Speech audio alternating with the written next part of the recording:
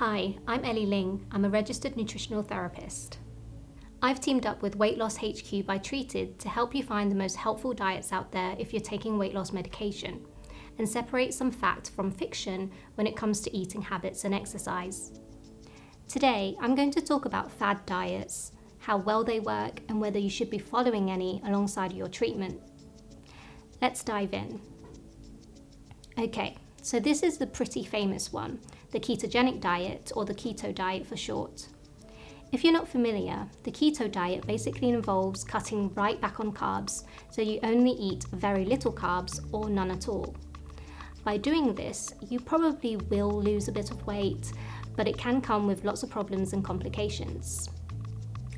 Carbohydrates are a really important energy source for our bodies and brain, so cutting them out can make it harder to exercise and focus on day-to-day tasks. If you follow the keto diet perfectly, in theory, you shouldn't feel a drop in energy because your metabolism will shift and your body will run off ketones. But in practice, this is really hard to achieve, particularly on an ongoing basis. And when you do have carbs at this point, you'll come out of ketosis and start to feel tired and lethargic quite a lot. So it's not an easy diet to stick with long term. The weight you might initially lose on the keto or a low carb diet can be mostly water weight too, because cutting out carbs dramatically reduces glycogen in the body. For each gram of glycogen your body stores, it also stores around 3 grams of water. So when you start to eat carbs again, it might feel like you're putting weight back on, because you're building up glycogen stores again, but also gaining water. Going keto can also make it harder to get the wide range of nutrients and minerals that you need.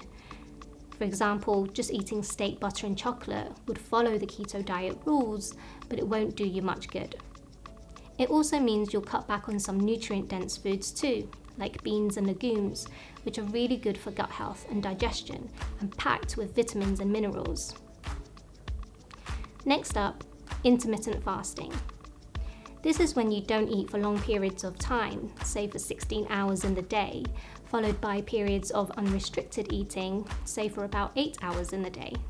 Most people eating this type of diet end up cutting down on their daily calories, and some research has shown it can be beneficial for energy levels and weight loss, but it can also lead to things like disordered eating and shift your focus away from eating healthily. It's also not really suitable for people on weight loss injections, as following this type of diet can overwhelm your digestive system and make you feel nauseous. Lastly, let's talk about liquid diets or juice cleanses. This is where you have no solid foods in your diet with the primary aim of restricting the number of calories you consume. The good thing about it is that it can increase your fruit and veg intake and keep you well hydrated, but there are lots of issues with it.